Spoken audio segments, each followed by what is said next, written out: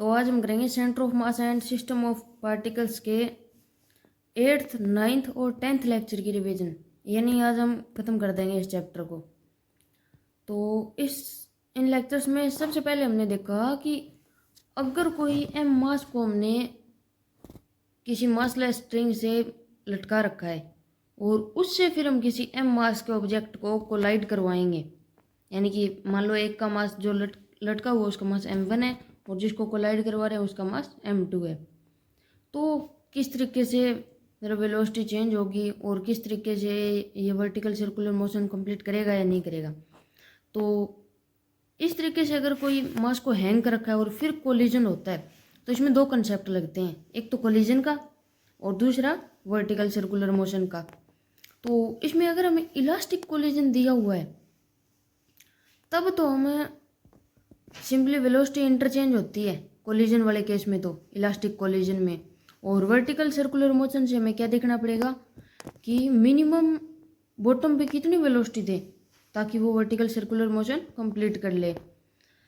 तो मिनिमम हमें पता है बॉटम पे √5gl वेलोसिटी अगर हम देंगे तब भी वर्टिकल सर्कुलर मोशन कंप्लीट हो पाएगा। तो इस तरीके से हमारी जो इंटरचेंज होने के बाद जो वेलोसिटी आएगी कोलिजन के बाद उसको हम √5gl के बराबर रख देंगे और हमें हमारा आंसर मिल जाएगा। और उसके बाद था अगर परफेक्टली इन इलास्टिक कोलिजन हो, यही वाला ये जो मास हमने लटका रखा है इसका परफेक्टली इन इलास्टिक कोलिजन हो तो किस तरीके से होगा। तो हम दोनों मास को एक साथ ऐड करके और फिर हमें फाइनल वेलोसिटी निकालनी पड़ेगी जिसका हमने पीछे फॉर्मूला डिराइव कर रखा है। वो फाइनल वेलोसिटी निकाल के उसको √5gl के इक्वल पुट कर देंगे। और अगर इन इलास्टिक कोलिजन है तब हमें v2 निकालनी पड़ेगी, v2 का भी फॉर्मूला डिराइव कर रखा है हमने पीछे, फिर उसको √5gl के बराबर पुट कर देंगे। यानी कि जो हमारी वेलोसिटी आएगी फाइनल वेलोसिटी उसको हम √5gl के बराबर पुट कर देंगे और हमें आंसर मिल जाएगा कि मिनिमम कितनी वेलोसिटी दें बॉटम पे ताकि वर्टिकल सर्कुलर मोशन कंप्लीट हो जाए। और बॉटम वाली होती है √5gl, तो इसके इक्वल पुट करना पड़ेगा। और उसके बाद हमने देखा बॉल अर्थ कोलिजन, यानी कि कोई बॉल अर्थ के साथ कोलाइड करती है तब किस तरीके से हाइट होगी, किस तरीके से वेलोसिटी चेंज होगी और इम्पल्स क्या होगा। तो अगर परफेक्टली इन इलास्टिक कोलिजन है तब तो सिंपली बॉल आएगी ग्राउंड पे चिपक जाएगी, वेलोसिटी का कोई केस नहीं है। अगर सिंपल कोलिजन करवा रहे हैं तो ओब्लिक कोलिजन की बात नहीं कर रहे एक बार। और अगर इलास्टिक कोलिजन है तो जो वेलोसिटी जस्ट कोलिजन से पहले होगी वही वेलोसिटी जस्ट कोलिजन के बाद होगी। और हाइट हमें पता ही है, मैक्सिमम हाइट निकालने का फॉर्मूला होता है u²/2g, इस तरीके से निकाल लेंगे। अगर इन इलास्टिक कोलिजन है तो किस तरीके से निकालेंगे। अगर इन इलास्टिक कोलिजन है तो हर कोलिजन के बाद वेलोसिटी तो हो जाएगा e टाइम और हाइट हो जाएगा e² टाइम, और टाइम निकाल लेंगे √2h/g से। तो ये इस तरीके से वेरी करता है। और उसके बाद हमने देखा ओब्लिक कोलिजन।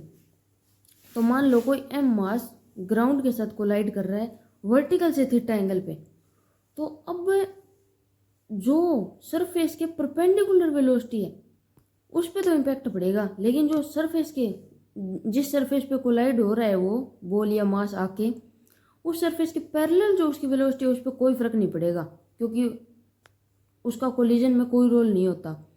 तो इस तरीके से जो पैरेलल वाली वेलोसिटी है वो तो कोलिजन के बाद भी सेम रहेगी जो पहले थी, लेकिन जो परपेंडिकुलर वाली वेलोसिटी है सरफेस के परपेंडिकुलर वाली वेलोसिटी वो ई टाइम हो जाएगी और डायरेक्शन उसकी अपोजिट हो जाएगी।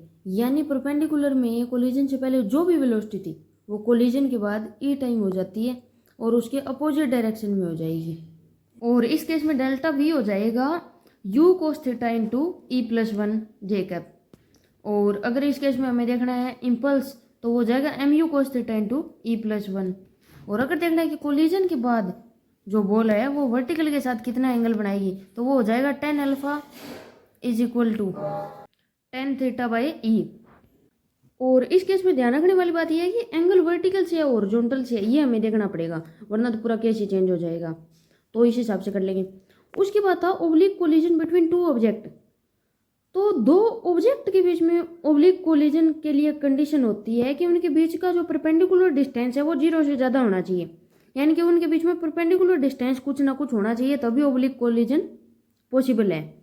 और इस केस में अगर इलास्टिक ऑब्लिक कोलिजन हुआ है दो ऑब्जेक्ट के बीच में, तो जो लाइन ऑफ कोलिजन के अलोंग जो मोमेंटम है ऑब्जेक्ट का वो कांस्टेंट या कंजर्व नहीं होगा, लेकिन लाइन ऑफ कोलिजन के परपेंडिकुलर जो मोमेंटम है वो कंजर्व रहेगा।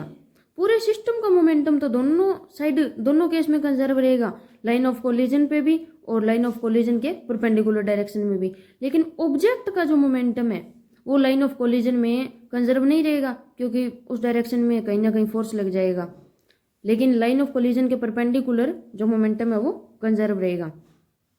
अगर हमें इसमें इलास्टिक कोलिजन दे दिया जाता है और फिर हमें वेलोसिटी पूछ ली जाए, तब तो हम kinetic energy before collision is equal to kinetic energy after collision से निकाल लेंगे।